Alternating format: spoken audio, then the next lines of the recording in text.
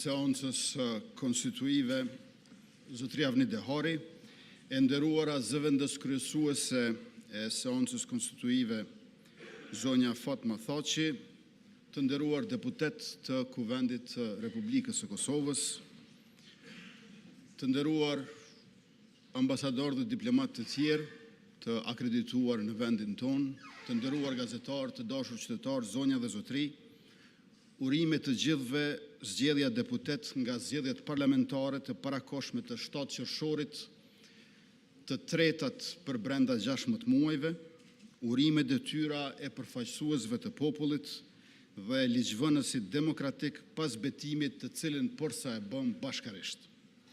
Ju dëshiroj punë të mbarë dhe suksese në legjislaturën e 11. Me njëherë pas certifikimit të rezultateve, ne filluam takimet për konstituimin e institucioneve, e falenderoj kryetarin e Partisë Demokratike të Kosovës, zotëri Bedri Hamzën për takimin, e falenderoj kryetarin e Lidhës Demokratike të Kosovës, zotëri Lumir Abdigjikun për takimet. Ato bisedime u pezulluan për shkak të zhvillimeve të brendshme në LDK, rifillimi i bisedimeve u bë vetëm në këtë javë. Ne duam bisedime edhe me PDK-n, edhe me AK-n, ndonëse refuzimi i tyre është i qartë. Zgjedhjet e 7 qershorit na u shkaktuan sepse në prill nuk u zgjodh presidenti. Ne duam të ecim përpara bashkarisht.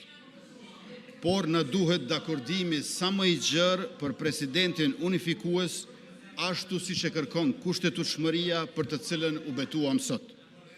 Konstituimi kësaj radhe nuk bën të jetë sërish drejt edhe një shpërndarje të kuvendit dhe përsëri zgjedhjeve të parakoshme, të paarsyeshme, të panevojshme për qytetarët e të dëmshme për ekonominë.